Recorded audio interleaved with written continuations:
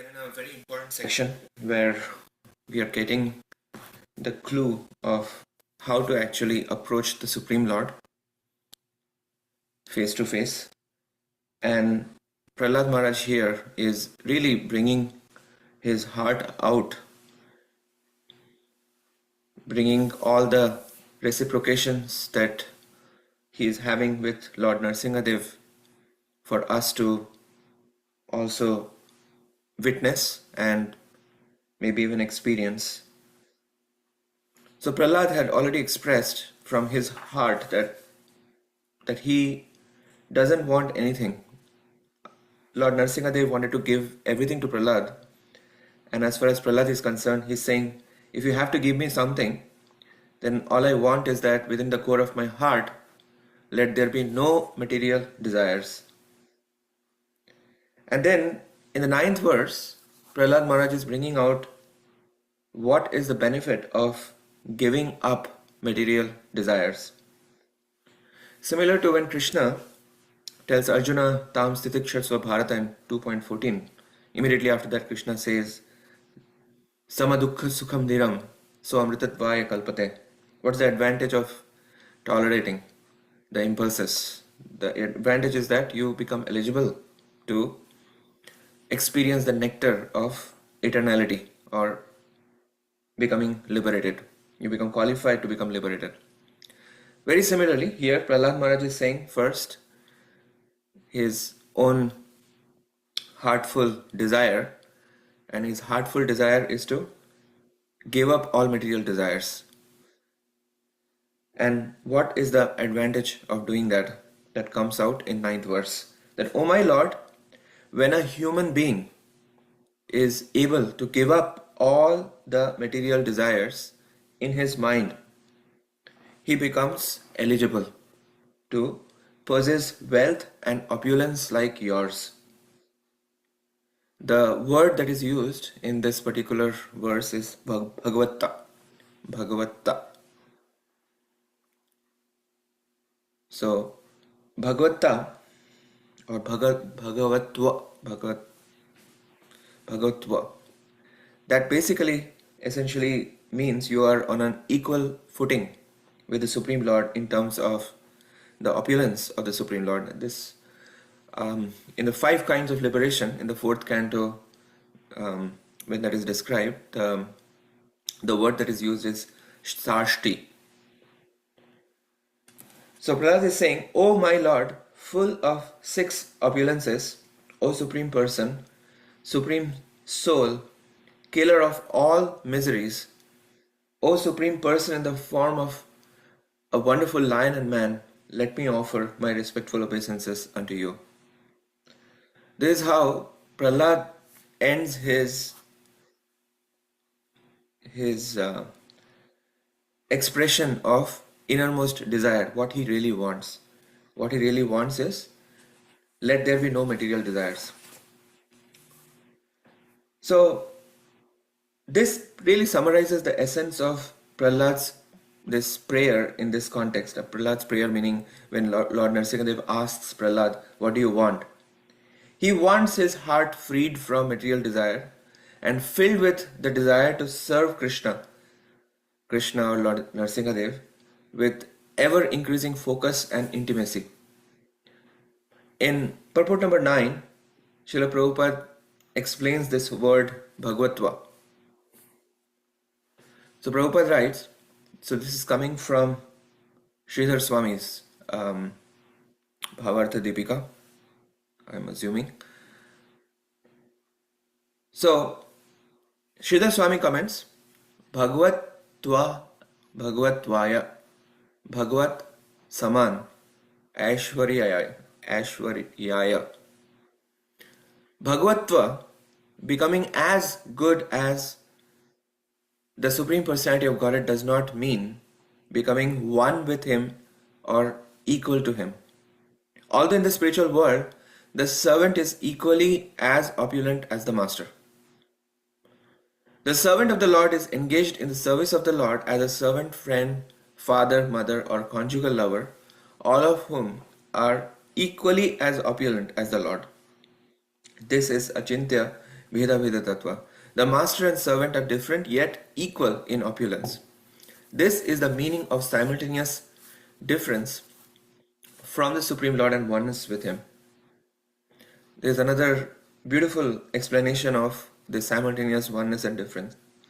So here the oneness is that one gets the equal footing with the Supreme Lord, and difference is that one still maintains one's mood of service. And Prabhupada continues on explaining this Bhagavatva in purport number 10. Prabhupada writes there, in the previous verse, Prahlāda Mahārāja has explained that a devotee can attain achieve the platform of Bhagavatva, being as good as the Supreme Person. But this does not mean that the devotee loses his position as a servant. A pure servant of the Lord, although as opulent as the Lord, is still meant to offer respectful obeisances to the Lord in service.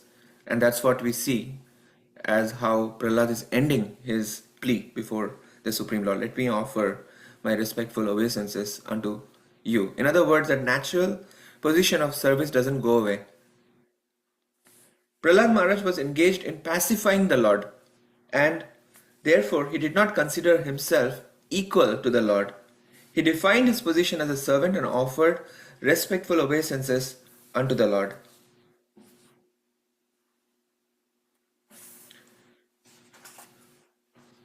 So you can understand that devotees are most intelligent in one sense, because they're continuously trying to move closer and closer to their most natural position in their practice, and ultimately the position that the devotees reach is far, far greater than any amount of happiness that is obtainable by any other means. And that's why in Nectar of Devotion, in the very beginning, all the characteristics of the sadhana bhakti, they just point towards different degrees of happiness. And that happiness that one derives within one's relationship with the Supreme Lord cannot be compared even with the happiness that can be derived from liberation. That famous verse is there that Brahmanda, Brahmite, no, not Brahman.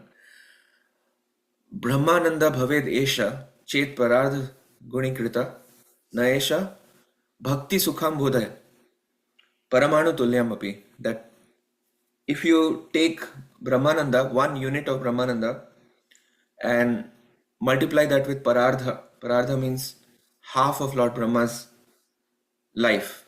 So Brahma's life is 311 trillion, 40 billion years. Half of that is 150 trillion. So the calculation that is made there is that you multiply 1 unit of Brahmananda with 150 trillion and compare that with an atomic portion of the ocean of devotional service, or ocean of happiness that is derived out of devotional service. And it is saying, this particular verse is saying that this doesn't even compare with the paramanu tulyamapi, bhakti sukham bodher, paramanu tulyamapi. It doesn't, that 150 trillion times Brahmananda doesn't come even close to an atomic portion of happiness that one can derive out of bhakti sukha. So therefore Prahlāda here is saying that there is no reason why I would be looking for material happiness. Because if Brahmananda, which is liberation, which is the happiness of liberation, cannot compare with an atomic portion of the bhakti sukh, then where is the question of asking for material happiness? Now, Lord Nrsimhadev responds to Prahlāda Mahārāja. He responds in 11 through 14, and we're going to see the first 2 verses of that response. The Supreme Personality of Godhead said, so very interesting response. So there are 2 facets to this response. The first is that that I'm ordering you, so to speak, that your desire is pure. I acknowledge that your desire is pure, but please serve me by enjoying the opulence. That's the response number one. And response number two is that while you are busy in enjoying the opulence, you constantly hear my instructions and remain absorbed. And in this way, you remain protected. So these are the two sort of facets of his response. So the Supreme Personality of Godhead said, "My dear Prahlad, a devotee like you never desires any kind of material opulences, either in this life or in the next. Nonetheless, I order you to enjoy the opulences of the demons in this material world." Look at what the Supreme Lord is doing. That you have accepted yourself in the position of being my servant eternally. Now I am ordering you to do something because you're now my servant. I order you to enjoy the opulences of the demons in this material world, acting as their king until the end of the duration of time occupied by Manu. This is a long period of time. Now this must be reminiscent of how Lord Vishnu also ordered Dhruva Maharaj, when he was completely devoid of all material desires, to now go and rule for 36,000 years. So in other words, one is endowed with responsibilities when one is qualified. So here, Prahlāda Maharaj, now in comparison with Dhruva Maharaj, Prahlāda Maharaj was 100% pure. As we saw, he was a Nitya Siddha devotee. He was always in the perfected position. In the case of Dhruva Maharaj, he gradually elevated himself to that pure position. In the case of Prahlāda Maharaj, right from the beginning of his life, starting his life in the womb of his mother, he was a pure devotee. And that person is essentially expressing his heartfelt prayers. And Lord, when he's saying that I don't want anything, the Supreme Lord is saying, no, you take opulence and enjoy the opulences until the duration of time occupied by Manu is over. Srila Prabhupada writes in purport number 11, Prahlāda Maharaj had taken birth in the family of Hiranyakashipu, who was the topmost materialist. And since Prahlāda was the bona fide heir of his father, the Supreme Lord allowed him to enjoy the kingdom created by his father for so many years that no materialist could calculate them. A devotee does not have to desire material opulence. But if he is a pure devotee, there is ample opportunity for him. This line is very beautiful.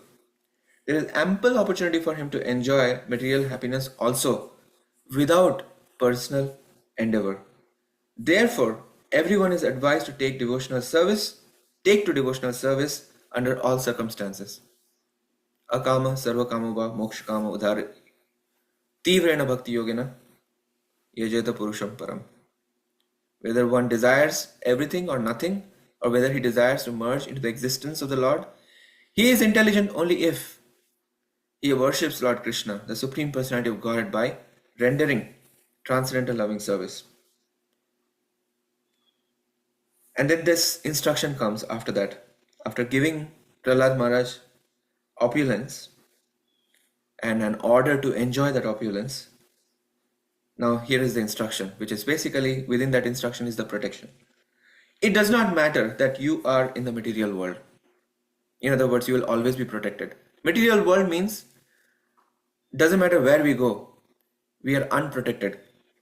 We are unprotected because there is every opportunity to just fall down, deviate from our most natural position of being an eternal servant of Krishna. And therefore, it doesn't matter where we go. Therefore, padam padam yad vipadam natesham.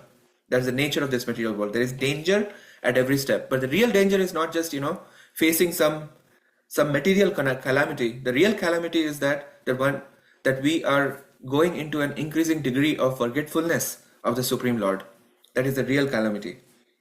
But Lord Nrsimhadev is telling Prahlad that it does not matter that you are in the material world. You should always continuously hear the instructions and messages given by me and always be absorbed in thought of me. For I am the supersoul existing in the core of everyone's heart. Therefore, give up fruitive activities and worship me. So there are two orders coming simultaneously from the Supreme Personality of Godhead. That for a long period of time enjoy the opulence that is inherited from your father. And the second instruction is that at the same time give up all fruitive activities and worship me. And the worship me is basically being absorbed in hearing and chanting. Continuously be absorbed. Shravanam and Smaranam, that's what is emphasized here. Hearing and remembering, or being absorbed in thought. Now Prahlāda had said that he is afraid of being ensnared by illusion if he accepts a material position or he accepts a material benediction. And yet Lord Nrsimhadev is showering him with material position and opulence. And the reason why it is not a problem is because he had no material desire and he is already a pure devotee. So therefore Prahlāda Maharaj is 100% trustworthy, and Krishna can bestow on him any position, any amount of wealth, and Prahlāda will use them in the service of the Supreme Lord. And therefore the only instruction that Prahlāda needs to follow is that he needs to continue to maintain his position of constant absorption in the Supreme Personality of Godhead. And then he would be untouched by any kind of dangers that are always present in this material world, falling down because of getting attracted to wealth, fame, followers, those things. Na dhanam, na janam, na sundarim, kavitam va jagadisha kame. Like all of these are dangers. But in the case of Prahlāda Maharaj, he is already a pure devotee, there is no danger. So Prabhupada writes in the purport, number 12, when a devotee becomes materially very opulent, one should not think that he is enjoying the results of his fruitive activities. A devotee in this material world uses all material opulences for the service of the Lord because he is planning how to serve the Lord with these opulences as advised by the Lord himself.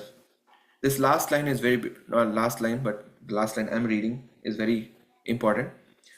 Whatever material opulence is within his possession, he engages to expand the glories and service of the Lord. This line is very beautifully composed. Whatever material opulence is within his possession, he engages not to expand his own glories, but he engages to expand the glories and service of the Lord. And this is what Prahlāda had been instructed to do, and he is highly successful.